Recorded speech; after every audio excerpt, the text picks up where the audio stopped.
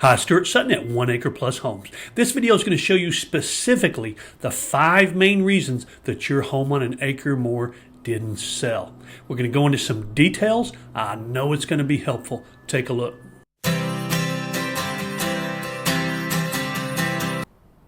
Let me give you a little background on how this actually came about. The processes I'm about to go through with you are very purposeful and on target for what we're going to be discussing. But many years ago, I met a very top producing agent. I was looking for some answers that I couldn't find locally, so I had to go elsewhere. And I met a gentleman from another state who was famous for his systems and processes, very high producing volume.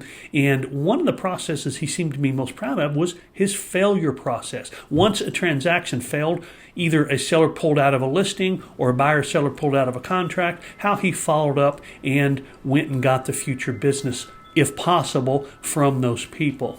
Well, as I started thinking about that, it occurred to me, why not use that time and energy to make sure those failures don't happen at all? Now, we all know that no one's 100%, never going to be.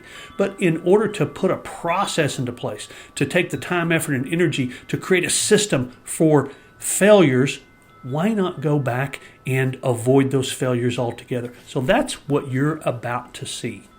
There are 5 reasons your home didn't sell. You solve those, and you are on your way to success. We're going to cover those in detail. First, we're going to talk about presentation. Presenting your home is very different than it used to be.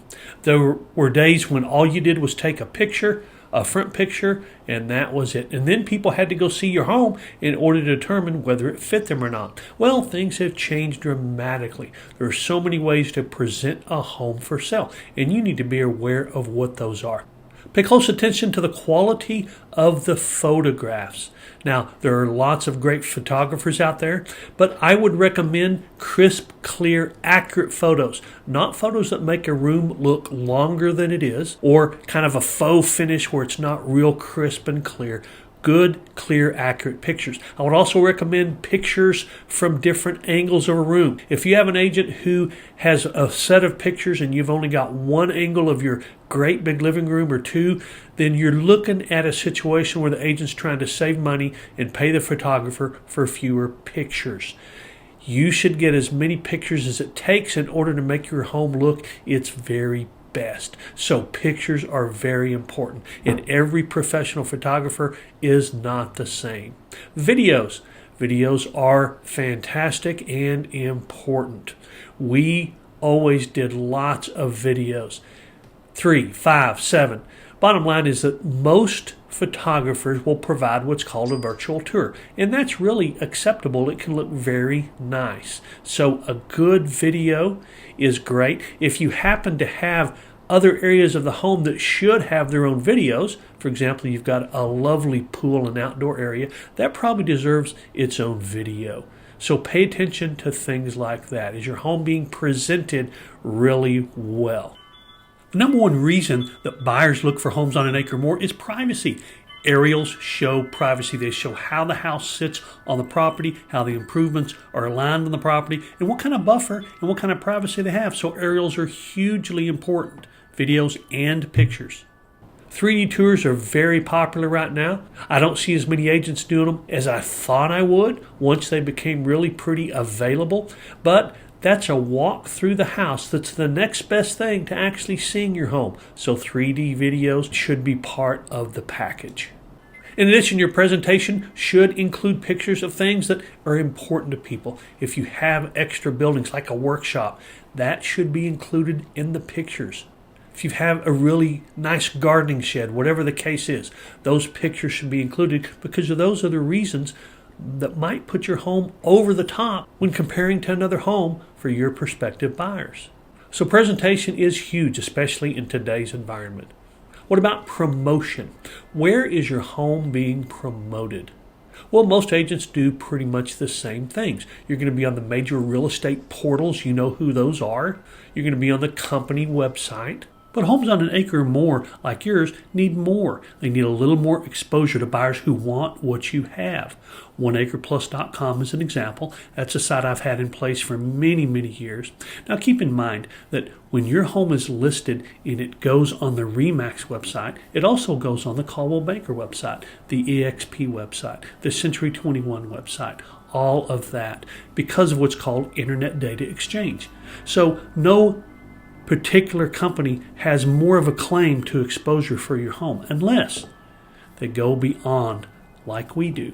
What I mean by that is we actually build additional pages for you and put you on additional specialty websites. If you have horse improvements, barn, arena, etc., you'll go on horseproperties.net. Land, you'll go on Texas Land. It basically depends on your situation, but we'll always build out unique pages for your home. If you're located at 123 Easy Street, you'll be located online at 123easystreet.com. That very specifically includes multiple videos, 3D tours, aerial pictures, aerial videos, lots of information on your home. As a matter of fact, more than anyone could get anywhere else. Now, I've been asked, how do people find that? Well, we market that extensively. As a matter of fact, our studies within our business show that just about everyone who looks at one of our listings has already seen that page and all of that information. It's so extensive you just can't get that kind of information on any real estate portal, website, or company website. That's why we build out those very extensive, informative pages specifically for your home. I hope this is making sense. Make sure you're aware of how your home is being promoted. Presentation is how it looks. Promotion is where people find it. I hope that makes sense. The next thing I'm going to cover is preparation. Preparation is so important. The better prepared you are, the more money you're going to make when you sell your home. Measure twice, cut once is not an old saying for nothing. Now in Russia, that's measure 7 times, cut once. I guess that's why it's always taken so long to get anything done in Russia. But measure twice, cut once is important in any area of life. So how should you prepare? Well, you should make sure that there are no issues, no concerns that a buyer's going to have about your home. What are the most expensive areas of your home? Well, the roof is one. It doesn't cost anything typically to have a roofer come out and check your roof. Now make sure it's a trusted roofer. I've got another video on this. Make sure you trust the roofer to give you an absolute honest answer regarding the condition of your roof. And if you don't know if you can trust them, then get more than one opinion or get a referral.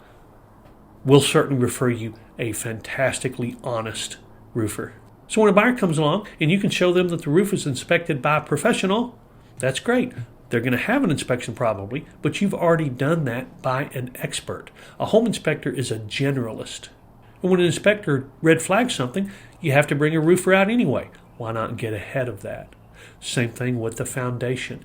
That's one of the most expensive parts of the home. Now, if you're in an area that you just don't have that kind of problem, you probably don't need to worry about it. But if you think there's any shifting or settling at all, it's probably not a bad idea. Again, make sure it's a trusted company that you're confident in. If they find an issue, follow up with an engineer. I do have another video on this. Shoot me an email or text and I'm happy to make sure you see that video because it's important. What are other areas that are expensive in your home? Well, the heating and air conditioning. What is it, $150 to have somebody come out and service and write up and say this is in great working order? Again, you've got proof ahead of time for the buyer that everything is okay. On a typical home inspection, electrical items often pop up. Doesn't hurt to have an electrician come out. The one I typically use is $99 for an electrical inspection. Then you're going to know if you have any issues that the buyer's going to be concerned about or not. What all this is pointing to is simply this. When the buyer comes along, you'll have taken care of the issues that concern them. Their home inspector won't find things that are a concern and thus risk losing the contract that you have on the home.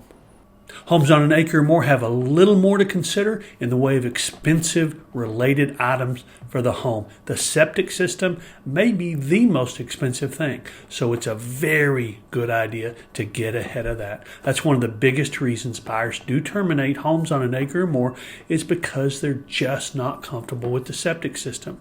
So it's a great idea to go ahead and have that checked.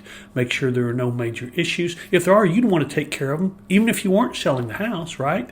So have the septic system checked. Be prepared. Sometimes septic inspectors want to have it pumped before they inspect it. So it is a little bit of an investment up front, but it will pay off big if you avoid problems after the buyer comes along and inspects it themselves. So if you get ahead of any issues, resolve any issues, buyer comes along, no issues with the septic, you increase your chances of going to a successful closing dramatically. Same thing with the well.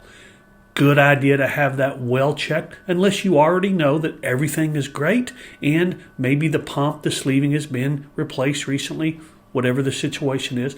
But again, get ahead of those expensive things, because those are the things that either cost you money if the buyer has to negotiate them with you, or cost you your contract because the buyer leaves because they're too concerned about current issues. Hope that's making sense. It's not just repair oriented. What about first impressions? Prepare in advance. Make sure your front porch is inviting and looks fantastic. Make sure the house is so clean they could eat off the floor. Make sure every bush is manicured, the lawn is manicured. Make sure that the buyer feels like, wow, they take such great care of this place. I have confidence that they took care of the things I can't see, like the insulation and the plumbing. I hope this makes sense. Now we're going to talk about a pretty big one, and that's pricing. A lot of people aren't aware of this, but nearly as many homes come off the market each month as go on the market new. So you've got all these new home sellers excited about the possibility of getting their home sold. And then you have all these home sellers who have reached a level of disappointment in that they couldn't get their home sold. And a lot of it has to do with what we're talking about right now. Pricing is so important. I just recently had someone who referred a listing in San Antonio, so I researched and found a great agent for them in San Antonio. They priced the home higher than they should have, so it took longer to sell, and they got less than they should have. I know it's a difficult and gray area sometimes, but a strong, professional, experienced agent will guide you to get the most money. And then I'm going to talk about one more thing, and that is targeting. Targeting the right buyers for your home. I'm going to give you a trite but poignant example. If you have a home that's 3 bedrooms, plus you have a home office. You walk in, there's French doors on the left side of the entry area, and that's the office. Maybe even there's a closet. That's not a 4th bedroom. Do not market your home as a 4-bedroom. You're targeting the wrong people. When someone walks into your home thinking, hey, we're going to be looking at a 4-bedroom, what they're walking into is a 3-bedroom plus an office. Now you can say, well, it's got a closet, it could be a bedroom. That doesn't make it a bedroom. It's on the entryway and it has French doors. It's a home office. And that's just a simple example. Target, and make sure your agent understands how to target the buyers who want what you have. The buyers who are going to pay the most for your home are those who want what you're offering, not people who are going to have to spend money and adapt and make changes. That's a possibility, but your best buyers are people who want what you have. So don't make the mistake of mismarketing your home. Target the right group of people and make sure your agent understands that that's what you want to do. So we've covered 5 reasons that your home didn't sell. The biggest one is probably price. But guess what? It's not always price. Sometimes you can fix the other things and it's not the price. But don't inhibit your home from selling by being stubborn with your price.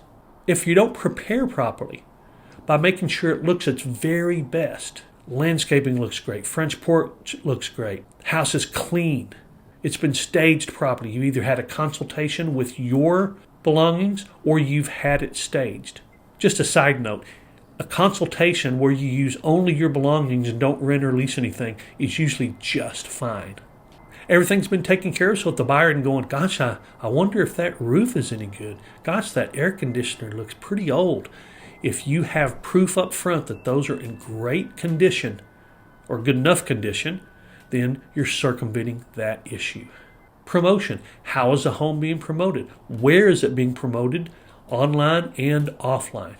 And then presentation. Does it look great when buyers look at it? Incredible promotion doesn't help if what people are seeing doesn't look inviting. So great pictures, videos, tours.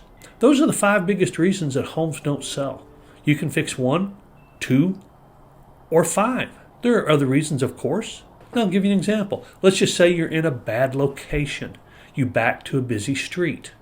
Well, you can't change that. But you can have a beautiful, well-presented, well-marketed home that's priced properly that takes into consideration the fact that you back to a busy street. I've sold so many homes back to side to front busy streets.